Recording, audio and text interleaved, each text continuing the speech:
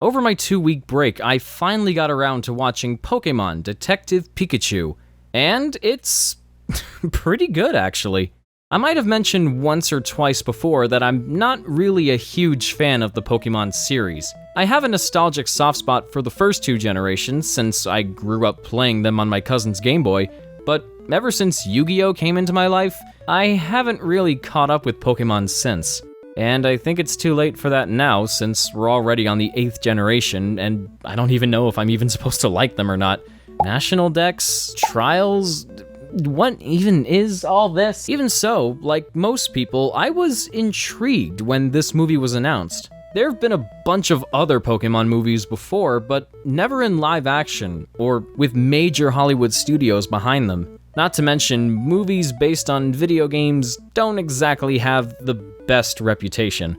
But then trailers started coming out, and people got excited. Detective Pikachu looked like it was gonna be the one to finally break the video game movie curse.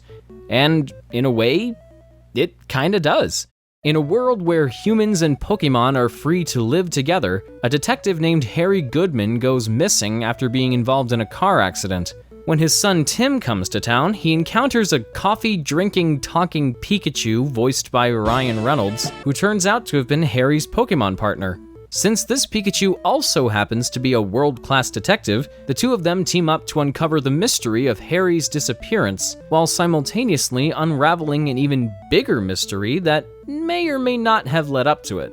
A common complaint brought up about this movie is that the story is a little too predictable.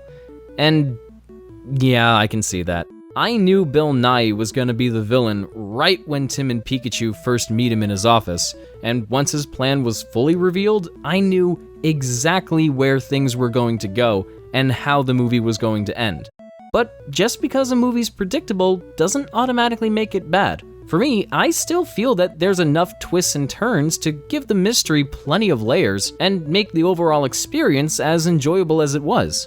Now, I haven't played the original Detective Pikachu game that this movie's based on, so I'm not sure how closely it follows the game's plot.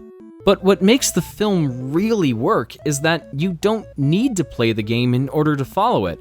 And what also helps is the chemistry between the two leads. Tim and Pikachu work really well off each other, and their friendship doesn't seem forced or contrived in any way.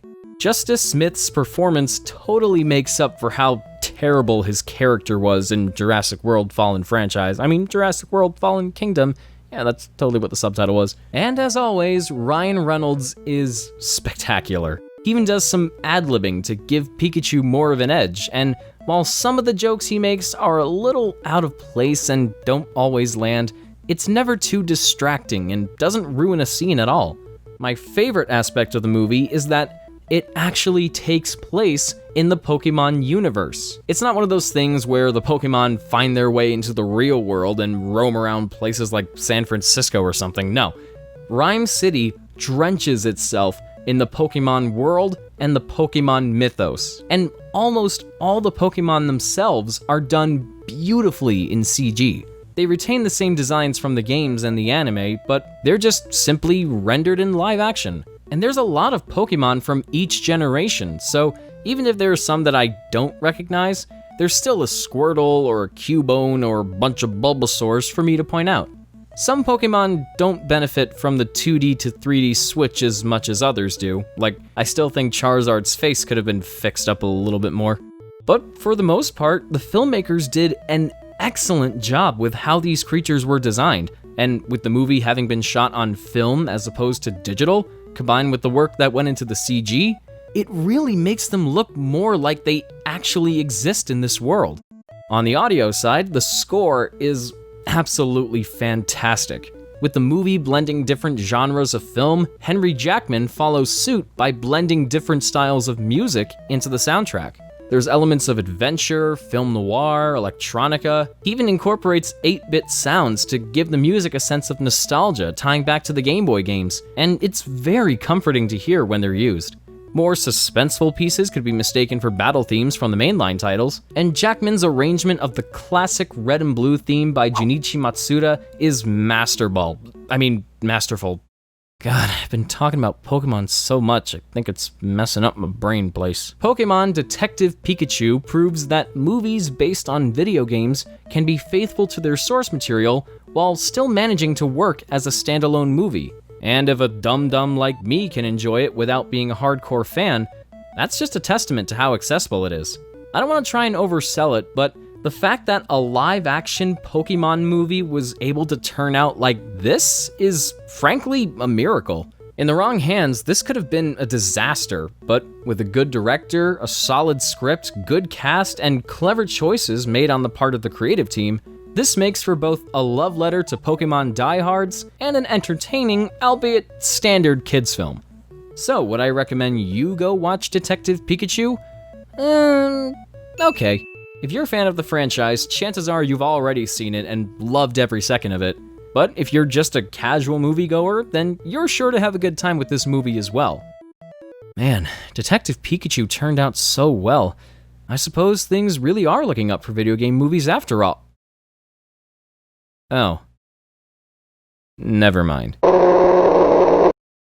Aldo, thanks for watching everybody, and as always, a very special thank you to the patrons on screen, as well as my superstar supporter for this month, Henry Newman. If you'd like to support me as well, then please consider pledging to my Patreon page, or becoming a sponsor by clicking the join button. You really don't have to do this if you don't want to. I'm not gonna force you to. I can't stress that enough, but the options are there should you feel the need to support me. And as a bonus, you get access to exclusive content like Patreon exclusive videos, access to my shooting scripts, and you get to see the videos a day early before anybody else does. Also, before I go, I just want to make an announcement. In the update video I put out maybe a couple days ago or about a week ago, I said that I was going to be appearing at a convention called a video game con, AVGC, but I didn't state exactly what day I was going to appear. But now I can happily say that I will be appearing at AVGC 2019 on September 7th. I will be hosting my Choicest voice acting tournament game show panel thing. So if you want to compete or if you just want to have a good time, we can meet up, we can do all sorts of stuff together. Oh, excuse me. Then you can just you can stop on by and enjoy yourself. A link to the convention's website will be down in the description for you to look at.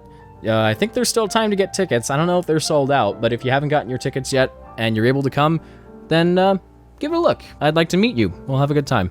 Also, anybody who's watched my Quick Smash videos might have noticed that the format for this series is a little bit different. I'm sort of experimenting a little bit, kind of taking off the Quick Smash branding and just making traditional movie reviews or video essays.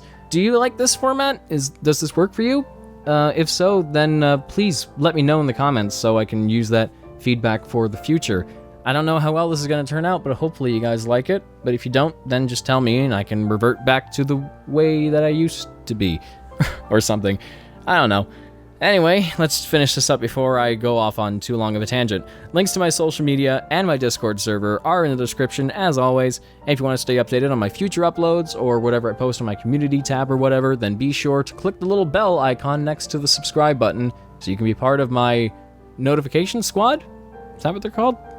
Yeah, alright, I like that. Thanks again for watching, and with that said, this is Mark, bidding you all a smashing farewell. See you guys later.